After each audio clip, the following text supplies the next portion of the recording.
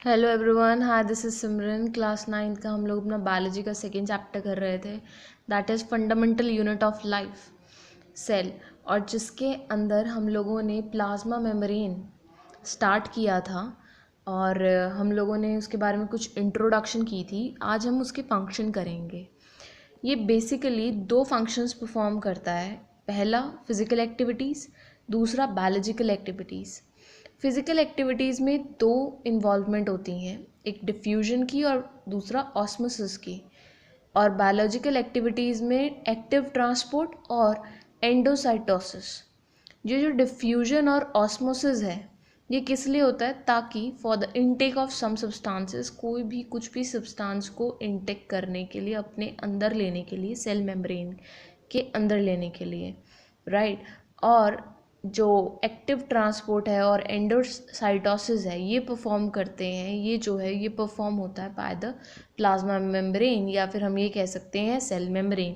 क्योंकि हमें ये पता है कि जो प्लाज्मा मेम्ब्रेन है ये सिलेक्टिवली परमिएबल मेम्ब्रेन है। ये कुछ ही मटेरियल की जो है एंट्री और एग्जिट अलाउ करती है एक सेल के अंदर।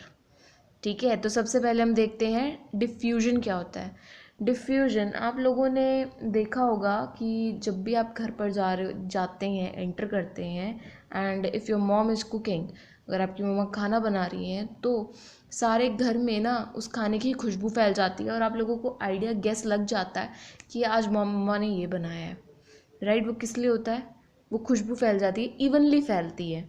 सिमिलरली इसी तरह जब आप लोग डिओड्रेंट यूज़ करते हैं तो वो पूरे कमरे में खुशबू फैल जाती है। वो ऐसा क्यों होता है, क्योंकि जो जो हमारे डिओड्रेंट के जो हमारे फ्यूम्स हैं, जो भी हमारे जितने भी फ्यूम्स होते हैं वो हायर कंसंट्रेशन से लोअर कंसंट्रेशन में पास ऑन करते हैं वो मॉलिक्यूल्स जो हैं, और इवनली डिस्ट्रीब्यूट हो जाते हैं through out the area.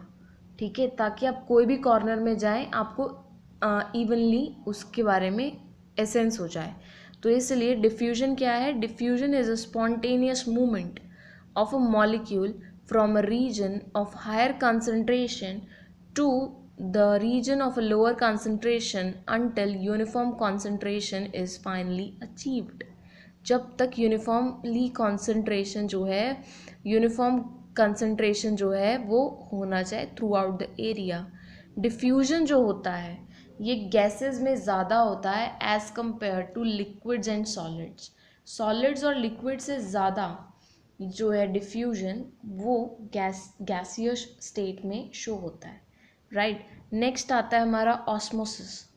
Osmosis क्या होता है, और जैसे अगर हम ऑस्मोसिस के अंदर क्या होता है, ऑस्मोसिस जो है ये एक पैसेज है of water from region of high concentration to through the semi permeable membrane to the region of lower concentration. एक सेल के अंदर, राइट, एक सेल के अंदर क्या होगा, वाटर की जो कंसंट्रेशन है उसको मेंटेन करने के लिए, मतलब अगर सेल के अंदर पानी की कंसंट्रेशन ज़्यादा है और सेल के बाहर कंसंट्रेशन कम है तो हायर कंसंट्रेशन से लोअर कंसंट्रेशन में पानी जाएगा।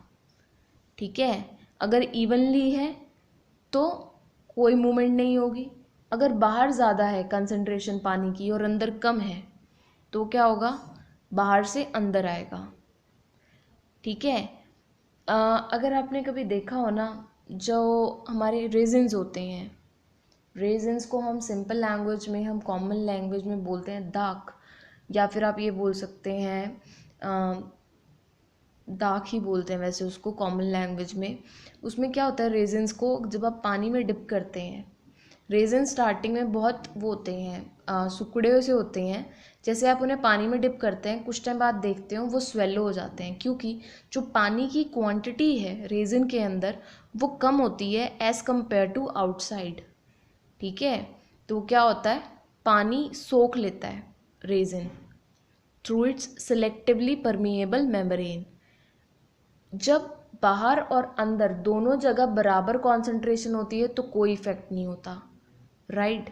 अब जैसे अगर रेजिन्स को खाली कटोरी में रख दो, कोई पानी नहीं है, तो उनको क्या इफेक्ट पड़ेगा? ना बाहर पानी है ना अंदर पानी है, बाहर जितनी कॉन्सेंट्रेशन है उतनी कॉन्सेंट्रेशन एटमॉस्फेयर में है वाटर की, तो कोई इफेक्ट नहीं पड़ता, राइट।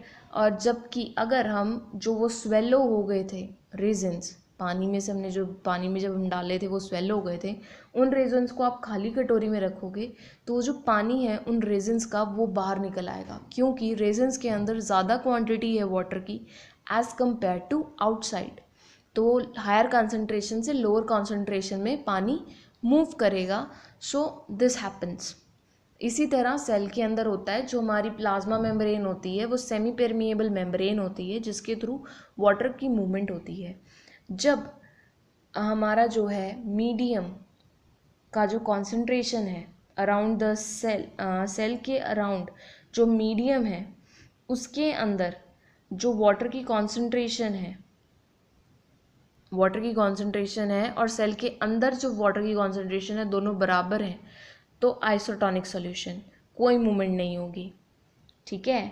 अगर बाहर जो है पानी की कॉन्सेंट्रेशन ज़्यादा है और अंदर सेल के अंदर कम है, तो वो होगी मूवमेंट होगी बाहर से अंदर की तरफ, और वो सॉल्यूशन होगा हाइपोटोनिक सॉल्यूशन। और अगर अंदर सेल के अंदर ज़्यादा है वाटर की कॉन्सेंट्रेशन और मीडियम में लोअर कंसंट्रेशन है वाटर की, तो मूवमेंट होगी अंदर से बाहर, क्योंकि सेल जो है लूज़ करेगा वाटर को थ्रू ऑस्मोसिस। उस प्रोसेस को जो वो लूज़ होता है ना, लूजिंग ऑफ वाटर, उसको बोलते हैं प्रोसेस को ऑस्मोसिस। तो वो जो कॉन्सेंट्रेटेड सॉल्यूशन बना उसको बोलते हैं हम हाइपरटोनिक सॉल्यूशन, राइट। तो आप लोगों को डिफ्यूजन और ऑस्मोसिस क्लियर हो गया होगा। आई होप आपको ये लेक्चर क्लियर हुआ होगा और अच्छी तरह से समझ में आया होगा। अगर आपको कोई भी डाउट होता है तो प्लीज़ मुझसे कमेंट सेक्शन में पूछिए। एंड अगर आपको ये वीडियो पसंद आई है प्लीज़ इस वीडियो को लाइक कीजिए, इसे ज़्यादा से ज़्यादा लोगों तक शेयर कीजिए, and please do subscribe my channel and don't forget to press the bell icon for the further notifications. Thank you.